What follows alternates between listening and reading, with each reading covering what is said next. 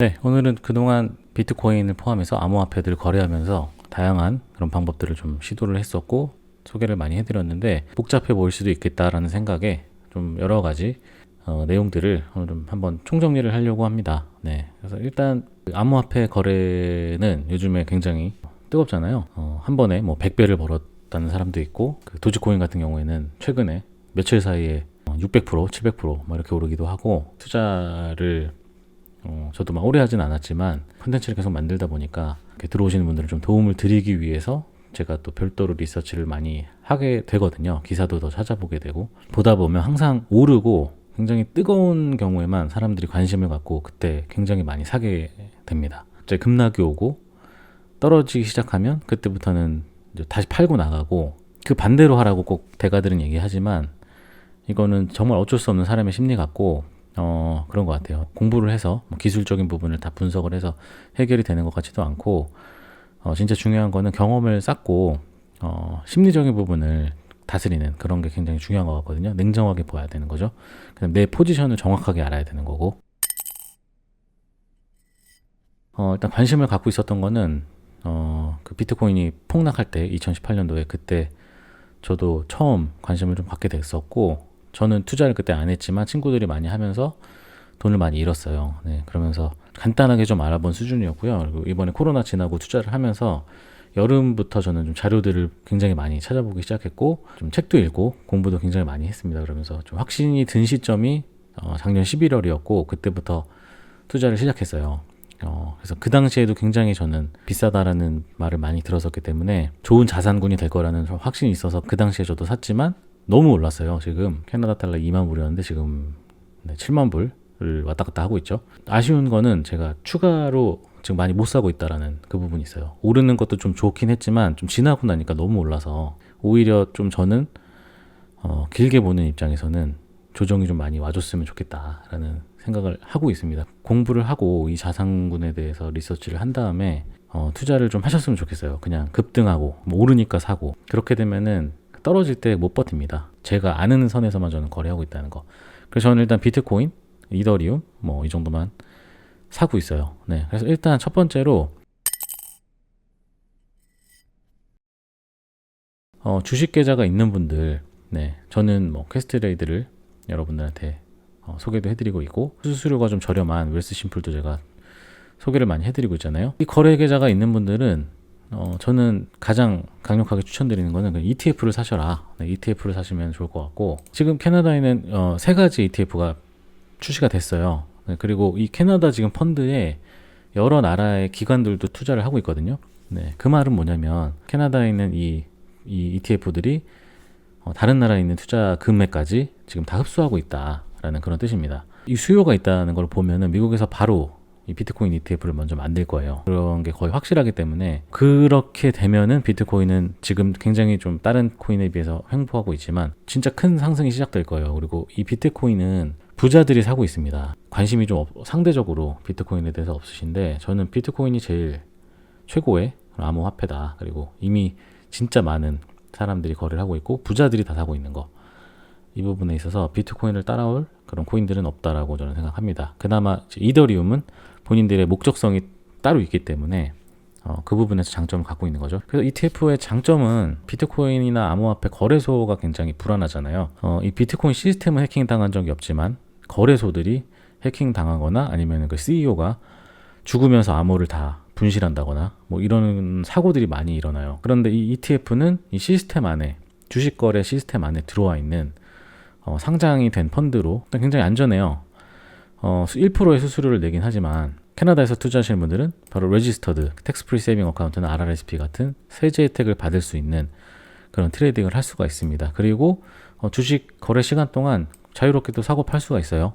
여기 자체 안에서 그 콜드 월렛이라고 하는 아예 인터넷에서 떨어진 곳에 보관하는 지갑을 별도로 운영을 하고 있어요. 네, 그렇기 때문에 해킹을 당한 염려가 없다. 좋은 이유가 있습니다. 그 1%의 수수료를 낼 가치가 충분히 저는 있다고 생각하고 저도 그 계산을 다 해보니까 다른 자산을 처분하고 세금을 내는 것보다도 훨씬 그냥 1%씩 내고 나중에 세제 혜택을 받는 게 낫기 때문에 BTCC라고 하는 종목을 주식창에 검색하셔가지고 주식 계좌가 있으신 분은 사면 돼요. 어느 브로커리지를 사용하셔도 검색이 가능합니다. 네, 그리고 세 가지가 있는데 차이는 요거는 BTCCU는 미국 달러로 거래가 가능한 거예요. 그래서 보통 해외에 있는 사람들, 뭐 아니면 미국에 주식 계좌 가지고 있는 사람들이 캐나다 주식을 살 수 있기 때문에 그래서 그 사람들을 위한 거고, 혹시 미국 달러를 갖고 있는 계신 분들은 이거를 사시면 됩니다.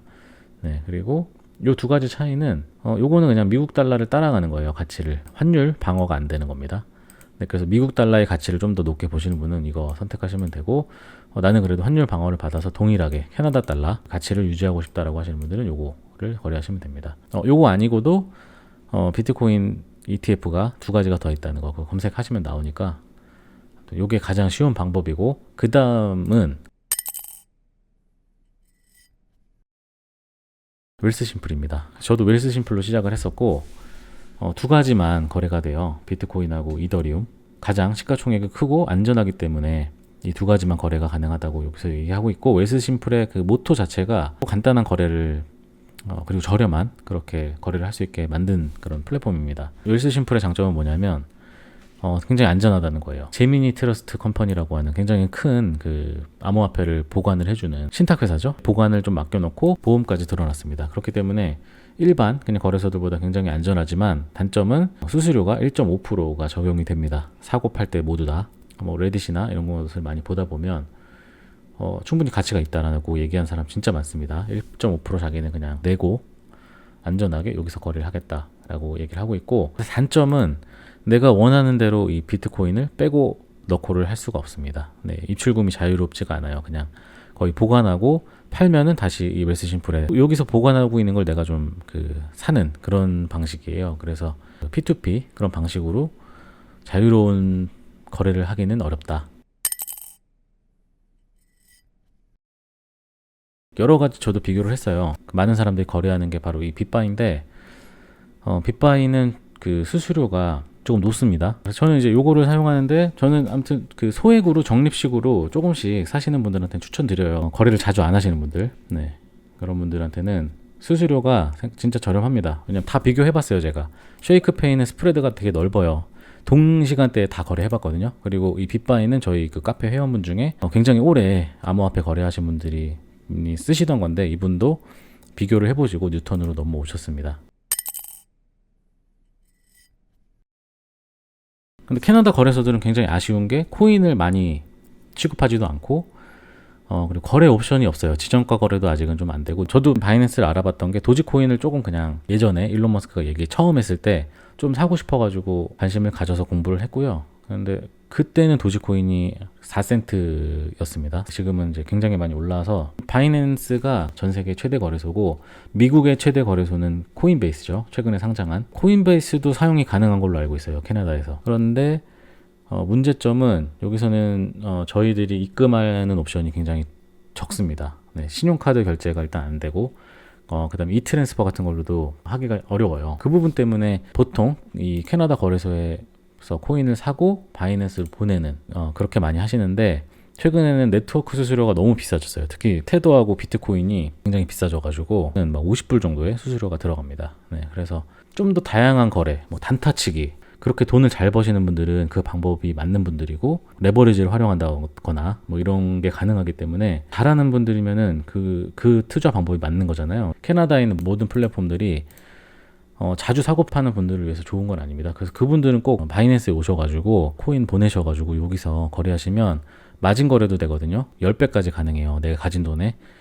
네, 그래서 이렇게 실력 좋으신 분들은 돈 많이 좀 버시는 그런 거래 여기서 하시길 바라고, 입금하는데 P2P 거래를 많이 또 하신다고 하는데, 얘네는 환율이 굉장히 높게 적용이 돼요. 지금 1.2불 정도 되잖아요, 그 미국 달러 기준이. 근데 여기는 거의 한 10센트 정도 비싸게 받아요, 환율이. 굉장히 비쌉니다. 네, 그래서 여러 가지를 저도 좀 찾아봤고, 저도 지금 보고 하고 있는 게 여기 페이트리예요. 이거는 이제 캘거리 회사인데, 얘네가 그냥 이 스테이블 코인, 미국 달러랑 똑같이 적용이 되는 이 스테이블 코인만 전용으로 거래해서 원하는 지갑으로 보내주는 그런 플랫폼이거든요. 바이낸스에서 운영하는 스테이블 코인인 BUSD나 그 다음에 테더, 이런 경우 같은 경우에는 여기서 이트랜스퍼로 쉽게 결제해서 보낼 수 있거든요. 시간이 조금 걸리긴 해도 심플하고 좀 좋은 것 같아요. 추천드리는 게 바이낸스를 사용하시려면 그냥 BUSD를 보내시면은 굉장히 수수료를 저렴하게 0.6% 정도만 적용해서 보낼 수가 있습니다. 나중에 방법은 제가 원하시면은 한번 보여드리도록 할게요. 그렇게 해서 보내면 트레이딩을 하는데 처음에 보면 복잡합니다. 복잡해 보이는데 그렇게 어렵지 않고 피아트가 우리들이 알고 있는 그 일반 통화잖아요. 그래서 이 피아트를 누르면 기준으로 거래할 수 있는 이런 종목들이 나오거든요. 그래서 저희가 만약에 BUSD를 보냈다고 하면은 여기를 누르시면은 여기서 BUSD를 가지고 살 수 있는 코인들이 다 나오는데 거의 다 거래되니까요. 여기서 검색하면 됩니다. 그래서 만약 도지를 사고 싶다. 이렇게 거래창이 나오고 바로 이 트레이딩 창이 나오고 여기서는 지정가 거래가 다 돼요. 지정가 거래가 다 되고 그리고 만약에 나는 돈을 빌려서 사고 싶다라고 하시는 분들은 여기서 그 마진 트레이딩을 누르시면은 마진 거래가 가능한데 이거는 그 마진 튜토리얼을 보고 어느 정도 문제를 좀 풀어줘야 되는 과정이 있어요. 그렇게 어렵지 않은데 요거 하고 그 다음에 그 내가 가지고 있는 자산을 마진 지갑으로 다 옮겨놔야 됩니다. 그러면은 마진 지갑에 잡힌 현물 자산만큼 3배수에서 10배수 거래를 할 수 있게 해주거든요. 그 자산을 빌리고 거래를 하고 그 다음에 만약에 자산을 팔면은 이게 다시 되갚아지는 그런 시스템이 됩니다. 다양한 거래가 가능해요. 최대 거래소이다 보니까 저렴해요. 수수료도 저렴하고. 아무튼 이렇게 정리 한번 해드렸고 이게 거의 답니다. 이게 거의 다고 절대 제가 뭐 이걸 추천해서 사라 이런 거 아니고요. 굉장히 등락폭이 큽니다. 그래서 리서치 철저하게 하시고 유튜브에 진짜 좋은 자료 많아요. 그리고 다큐멘터리 영화들도 많습니다. 역사를 볼 수 있는 확신이 드는 만큼만 조금씩 사면서 거래량을 늘려가시면 좋은 투자가 될 거라고 생각하고 트레이딩만 하실 분들은 진짜 트레이딩 용도로만 하시면 될 것 같아요. 그래서 그런 목적을 잘 하시면 될 것 같습니다. 네, 한번 정리해드렸습니다. 감사합니다.